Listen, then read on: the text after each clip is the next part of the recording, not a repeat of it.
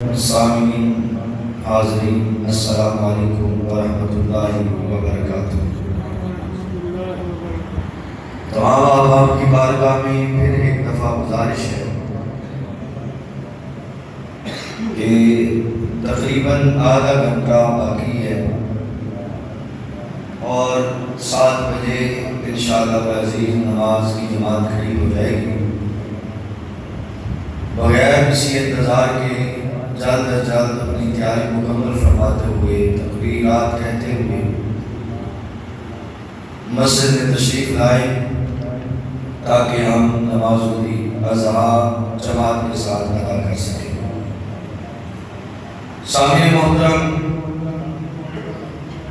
آج کا بابرکت دن، آج کا مقدس دن،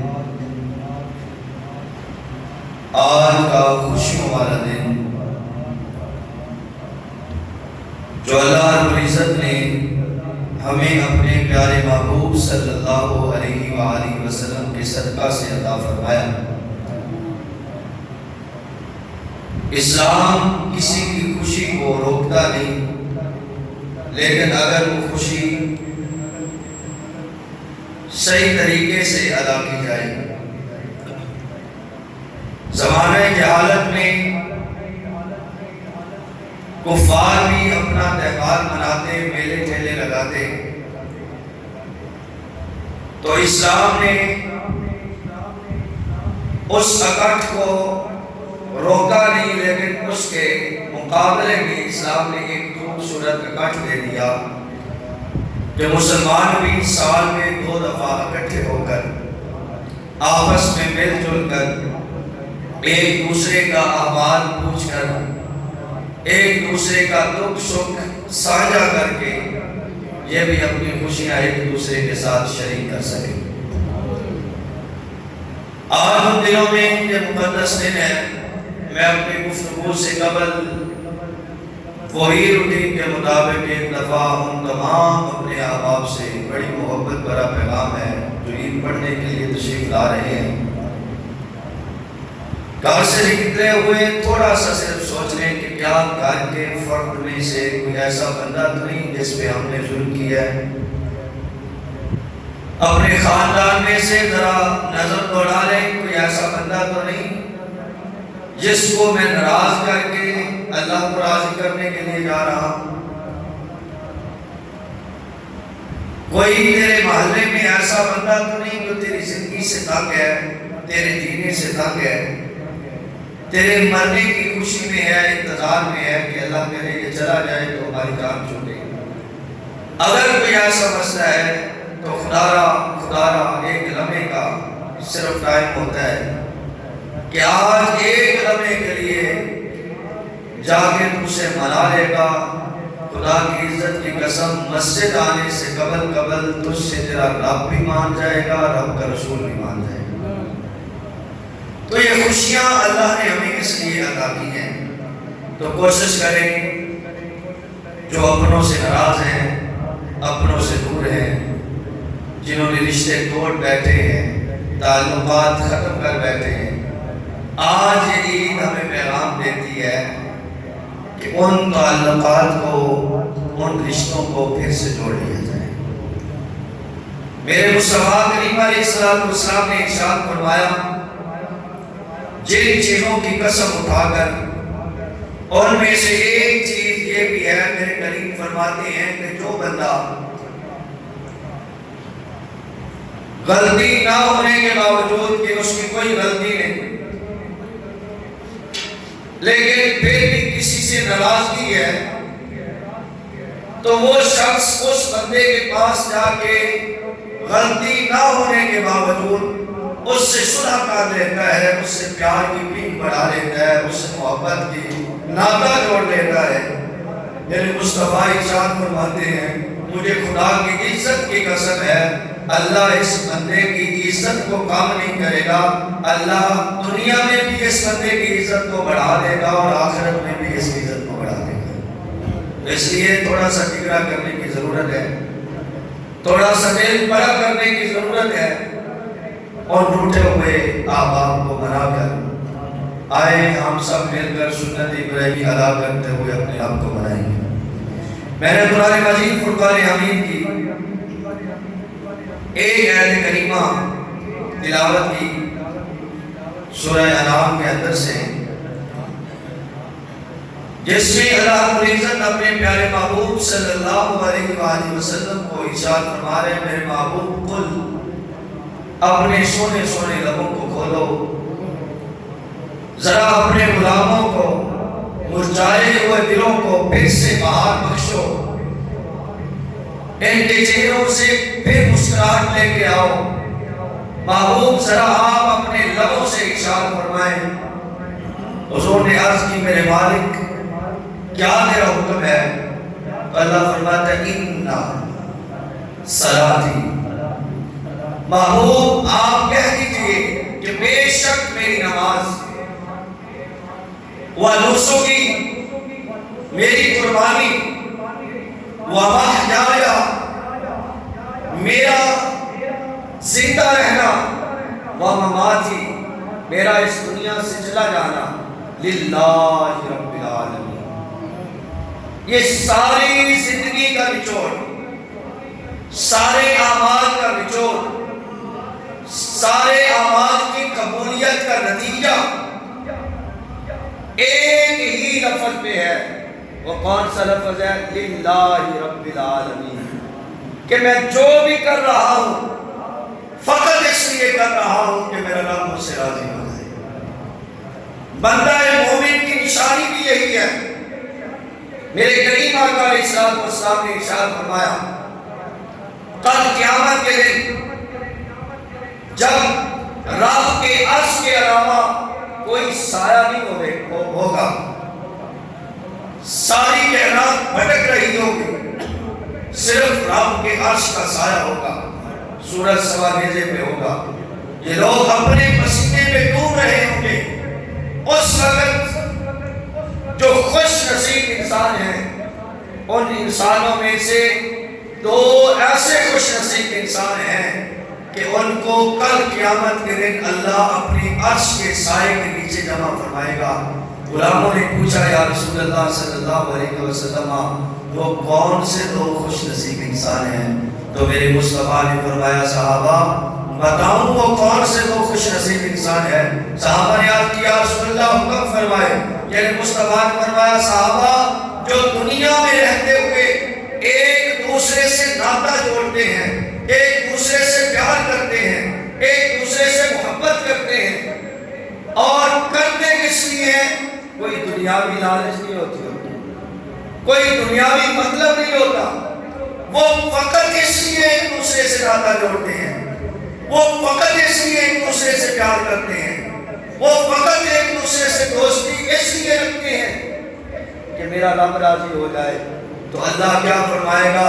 اللہ قیامت کے دن اعلان فرمائے گا، وہ کون ہیں دو لوگ جو میری خاطر دنیا میں ایک دوسرے سے پیار کرتے تھے، آج لوگ بغیر سائے کے چل رہے ہیں، آؤ وہ خوش نصیب میرے عرش کے سائے کے نیچے آ جائے۔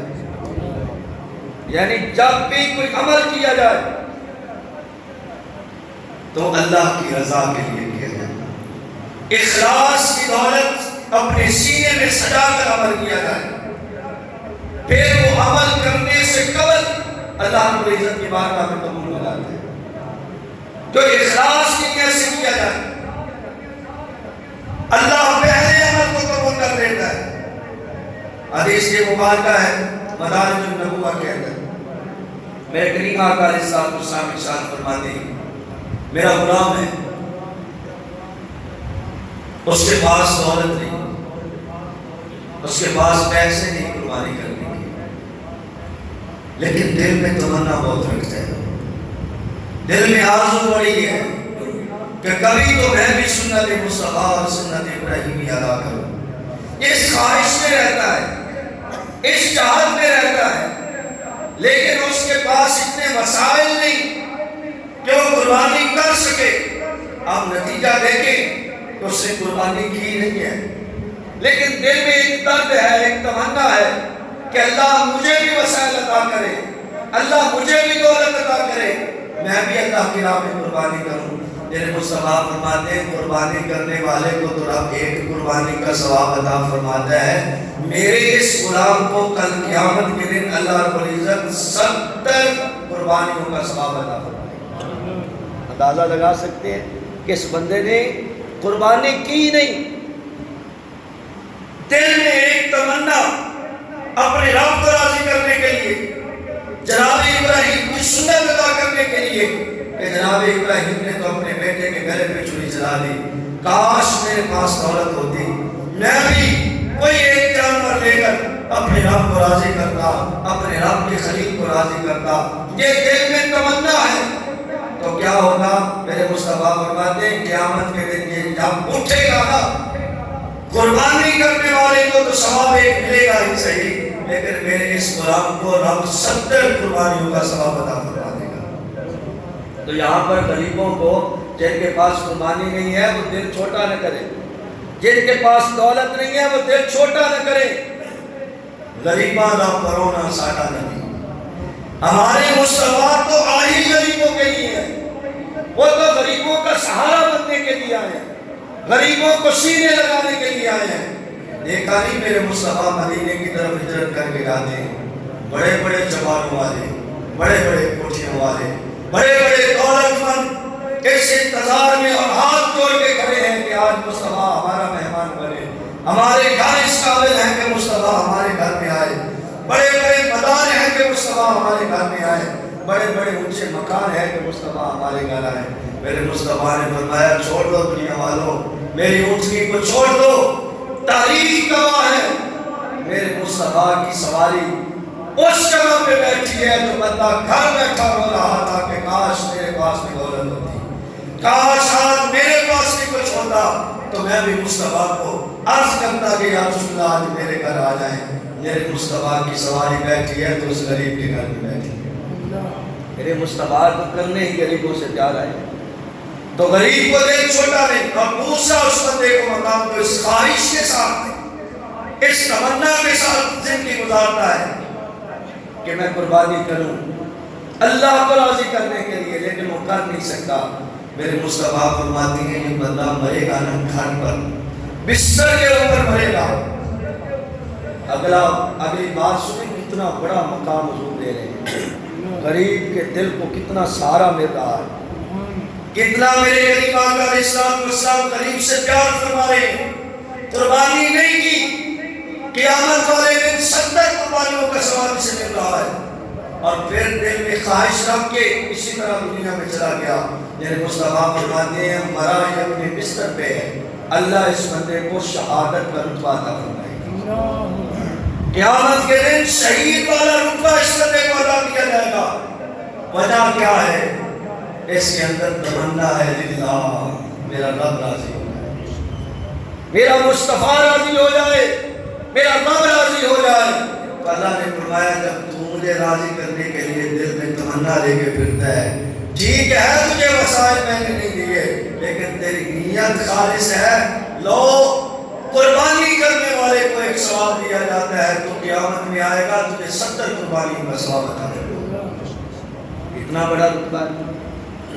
اس لیے کوئی بھی عمل اس کی قبولیت پہلے ہو جاتی ہے اگر اخلاص بندے کے دل میں ہو۔ اخلاص ہی معیار ہے قبولیت کا۔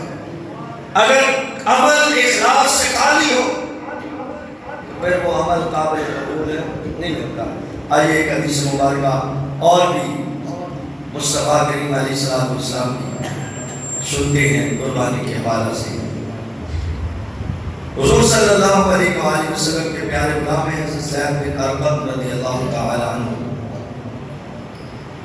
آپ کہتے ہیں صحابہ رسول صلی اللہ علیہ وسلم نے عرض کی یا رسول اللہ صلی اللہ علیہ وسلم ما هذه الاضاحی، یہ قربانی کیا چیز ہے؟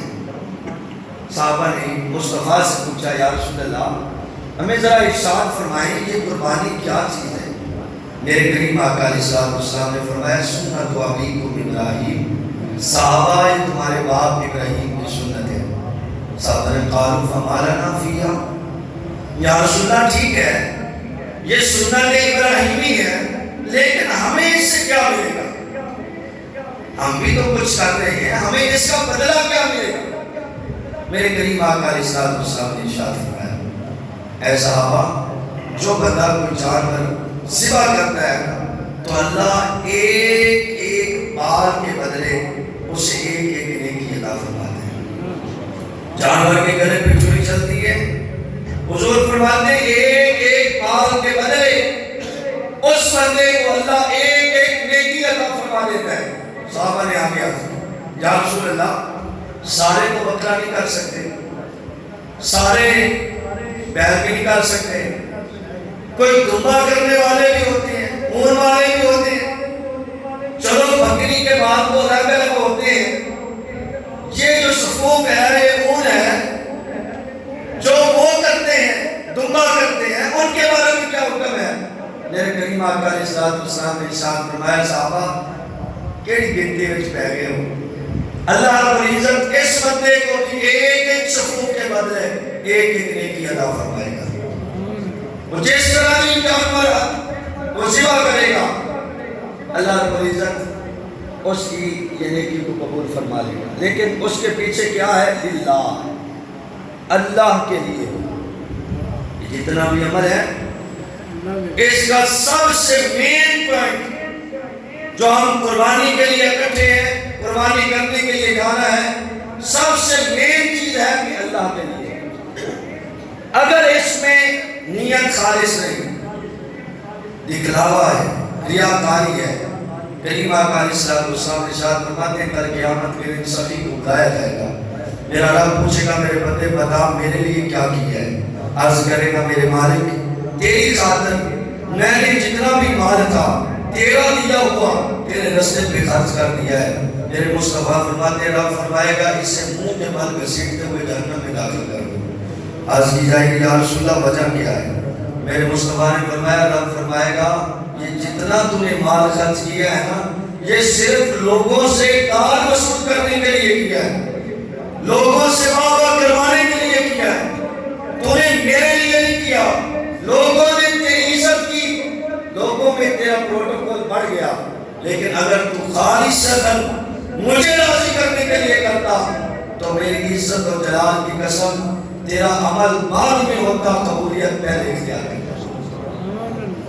تو حضور نے فرمایا قل ان صلاتی ونسکی ومحیایا ومماتی للہ رب العالمین۔ محبوب کہہ دیجئے کہ میری نماز، میری قربانی، میری زندگی، میرا جینا، میرا مرنا اگر ہے تو وہ فقط میرے رب کے لیے۔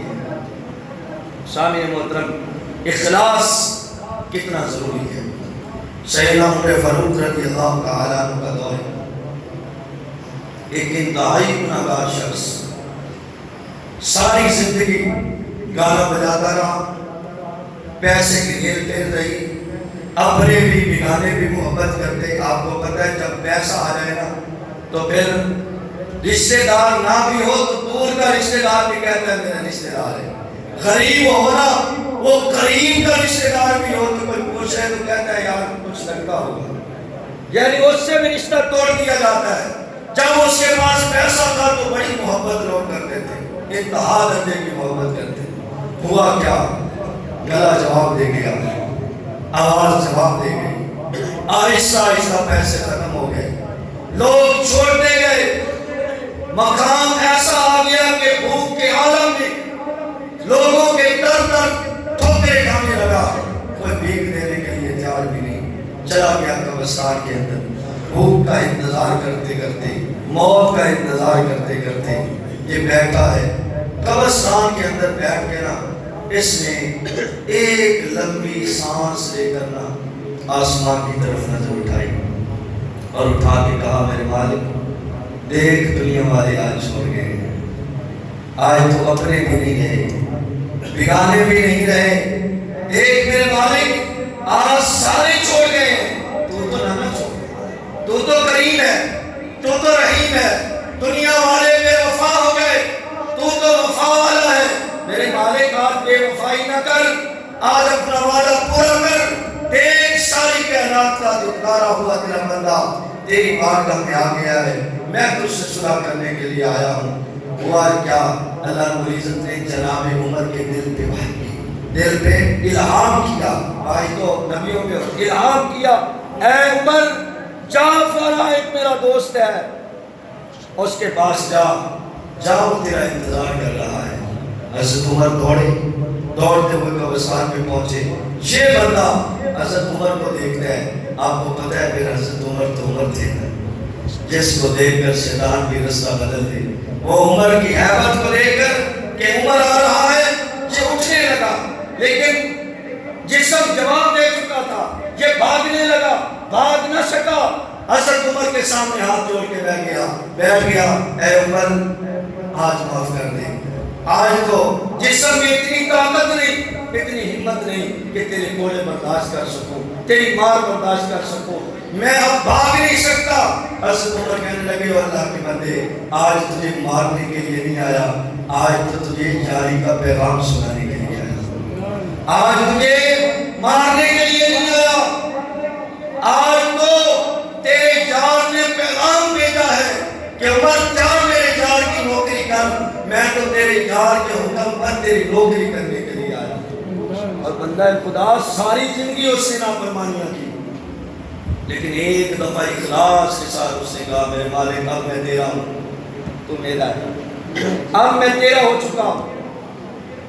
یہی قربانی ہے جناب ابراہیم کو پیدا ہونے سے لے کر آخری وقت تک رب نے ہر لمحے آزمایا، ہر وقت آزمایا، لیکن حضرت ابراہیم نے کہا، جنہ دکھاں وچ میرا دل بر راضی، جنہ دکھاں وچ میرا دل بر راضی، سکھ مناچی بھارے، دکھ قبول محمد بخشا راضی رہن پیارے۔ حضرت ابراہیم نے ہمیشہ یہ کہا، دکھ قبول محمد بخشا راضی رہن پیارے۔ جب بھی کوئی آزمائش آتی، اس میں ثابت قدم رہ کے کہتے، میرے مالک تو آزما اپنے ابراہیم کو، تیرا ابراہیم ہمیشہ ثابت قدم رہے گا۔ تو سامعین محترم، اللہ نے فرمایا، محبوب تو اپنے غلاموں کو یہ پیغام دے دے کہ جب بھی نماز کے لیے اٹھیں، قربانی کے لیے اٹھیں، زندگی میں کسی شعبے میں چلے جائیں، تو ان کی نیت کیا ہونی چاہیے کہ میں نے اپنے رب کو راضی کرنا۔ یہ دنیا والے راضی نہیں ہوں گے، یہ ذہن میں رکھ لیں۔ آپ لاکھ کوشش کر لیں، سب سے عظیم ہستی میرے کریم آقا علیہ السلام کی، کائنات میں اتنا حسین رب نے پیدا ہی نہیں کیا، اتنا سونا رب نے کائنات میں پیدا ہی نہیں کیا، اتنا اخلاق کا بہتر رب نے کوئی پیدا ہی نہیں کیا۔ تمام خوبیاں اس وقت تک خوبی بنتی نہیں جب تک نالین مصطفیٰ چون کے نہ آئے۔ ساری خوبیاں مصطفیٰ کے نالین کے صدقے رب نے بنائی ہیں۔ کیا میرے مصطفیٰ پہ سارے راضی تھے؟ حضور نے سب کو راضی کر دیا تھا؟ میرے مصطفیٰ کے پیچھے نماز پڑھنے والے، پہلے صف میں پڑھنے والے راضی نہیں ہوئے، وہ منافقین ٹھہرے، بلکہ رئیس المنافقین ٹھہرے، منافقوں کا سردار ٹھہرے پہلے صف میں حضور کے پیچھے پڑھنے والا۔ وجہ کیا ہے کہ آپ دنیا کو راضی کرنے کی کوشش کریں گے، دنیا آپ سے راضی نہیں ہوگی۔ اس نیت کے ساتھ آپ اپنے رب کو راضی کر لیں گے تو رب کا یہ پیغام ہے اور یہ رب کا وعدہ ہے، میرے بندے تو میری رضا کے مطابق چلتا جا، میری رضا کے مطابق مجھے راضی کرتا جا۔ ایک دن ایسا آئے گا ساری کائنات کے دل میں پکڑ کے تیری طرف کر دوں گا، پھر ساری کائنات مجھ سے محبت کرے گی۔ آج اگر دادا ہو رہی ہے تو کیا دادا کے ہم رشتے دار ہیں؟ بابا فرید کا نام لیتے ہیں، بابا فرید ہم نے دیکھا ہوا ہے؟ آج خواجہ معین الدین چشتی اجمیری سے ہم محبت کرتے ہیں تو کیا ہم نے انہیں دیکھا ہے؟ ہمارے رشتے دار ہیں، ہمیں انہوں نے کچھ دیا تھا اس لیے پیار کرتے ہیں؟ نہیں، فقط یہ تھا کہ وہ رب کو راضی کر گئے، رب نے ساری کائنات کے دل ان کی طرف بھیج دیے۔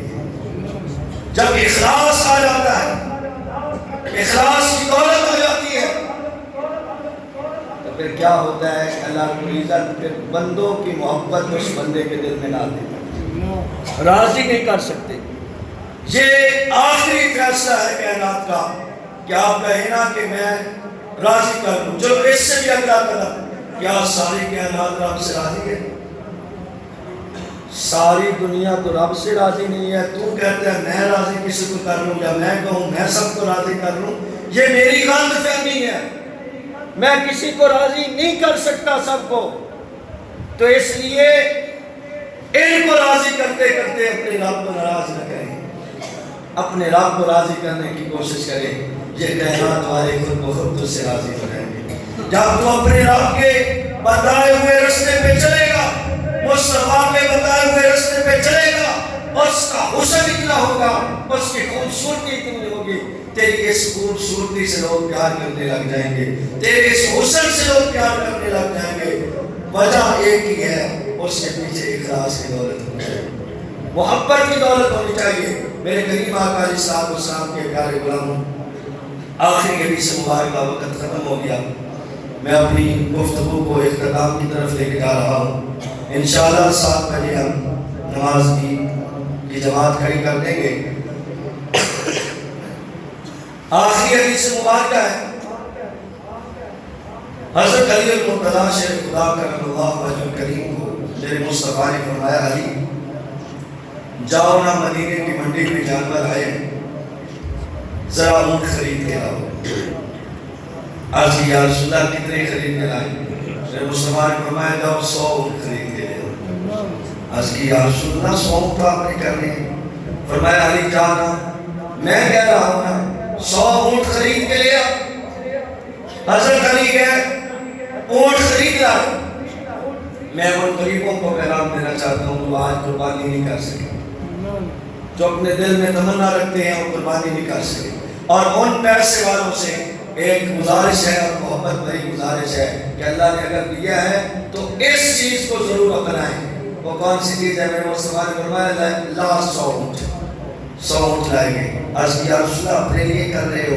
میرے مصطفیٰ نے فرمایا علی میں اپنے لیے نہیں کر رہا، تو جانتا نہیں میری امت میں کتنے غریب آئیں گے جو یہ خواہش رکھیں گے، تمنا رکھیں گے کہ کاش آج ہم بھی قربانی کرتے۔ علی یہ میں اپنی طرف سے بھی کر رہا ہوں اور اپنے ان غلاموں کی طرف سے بھی کر رہا ہوں، اور حضور صلی اللہ علیہ وسلم ہمیشہ ایک جانور اپنی طرف سے کرتے اور ایک اپنی ساری امت کی طرف سے کرتے۔ تو غریبوں کے لیے پیغام ہے کہ آپ دل چھوٹا نہ کریں، مصطفیٰ ہمارے حق کے لیے کر گئے تھے، مصطفیٰ صلی اللہ علیہ وسلم ہماری قربانیاں کر گئے تھے، وہ آج بھی ہو رہی ہیں، وہ قبولیت کا درجہ اختیار کر رہی ہیں۔ اور ان پیسے والوں سے میری گزارش ہے کہ جہاں تم اپنا بکرا لینا خوبصورت کر کے، وہاں لینا پورا سال اسے سنبھال، اسے پال، اسے پیار اور محبت سے کھلا، اور اس نیت سے کھلا کہ یہ بکرا میں نے اپنے مصطفیٰ کے لیے رکھا ہے، یہ بکرا میں نے اپنے آقا کے لیے رکھا ہے، اسے بڑی محبت سے سنبھال کے رکھ، خوبصورتی کے ساتھ رکھ۔ جب عید والا دن آئے تو اسے مصطفیٰ کے نام پہ اس کے گلے پہ چھری چلا، مصطفیٰ کے نام پہ قربان کر، اسے حضور کے نام کی قربانی کر۔ خدا کی عزت کی قسم تیری قربانی نہ جانے وہ قبول ہونے والی تھی یا نہ ہونے والی تھی، جب تو اپنے مصطفیٰ کو راضی کرنے کے لیے یہ عمل کرے گا نا، رب تیری ساری قربانیوں کو قبول فرما لے گا۔ حضرت علی کہتے ہیں حضور نے گئے اور 100 اونٹوں کے قریب، یہ واقعہ بڑا حسین ہے۔ جب پڑھتے ہیں نا تو وہ ایک شعر یاد آتا ہے، تو پھر چھری میرے گلے تو مزہ ہو، تو پھر چھری میرے گلے تو مزہ ہو، میں دل سے دعا دوں میرے قاتل کا بھلا ہو، میں دل سے دعا دوں میرے قاتل کا بھلا ہو۔ ہوا کیا؟ حضرت علی فرماتے ہیں میرے مصطفیٰ نے جب چھری نکالی نا تو جانور ایک دوسرے کے ساتھ باتیں کرنے لگے، شور کرنے لگے۔ میرے مصطفیٰ سے پوچھا صحابہ نے یا رسول اللہ ان جانوروں کو کیا ہو گیا؟ میرے مصطفیٰ فرماتے ہیں صحابہ پتہ ہی یہ جانور کیا کہہ رہے ہیں؟ یہ ایک دوسرے سے لڑائی کر رہے ہیں۔ ایک جانور کہتا ہے کہ میں پہلے مصطفیٰ کے ہاتھوں پہ قربان ہوں، دوسرا کہتا ہے کہ میں پہلے مصطفیٰ کے ہاتھوں پہ قربان ہوں۔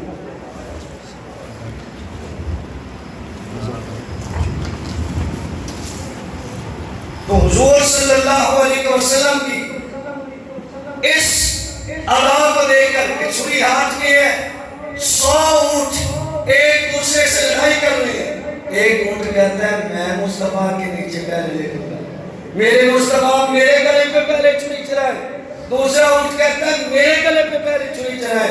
صحابہ کہتے ہیں لوگوں ہم تو حیران ہو گئے، لوگ ڈرتے ہیں مصطفیٰ کے سامنے تو جانور آ کے خود بھاگ بھاگ کے آگے بیٹھتے تھے اور کہتے تھے یا رسول اللہ میری گردن پہ پہلے چھری چلائیں۔ دوسرا کہتا تھا میری گردن پہ پہلے چھری چلائیں۔ تو پھر وہی شعر کسی نے اسی حدیث کو پڑھ کے کہا ہوگا تو پھر چھری میرے گلے پہ تو مزہ ہو، میں دل سے دعا دوں میرے قاتل کا بھلا ہو، میں دل سے دعا دوں میرے قاتل کا بھلا ہو۔ نعرہ تکبیر، نعرہ رسالت، نعرہ حیدری، لاجپال نبی میرے آقا زندہ باد کا۔ سامعین محترم وقت ختم ہو گیا۔ آپ تمام احباب سے محبت بھری گزارش ہے کہ آپ سب نے قربانیاں کرنی ہے، وہاں غریبوں کا ضرور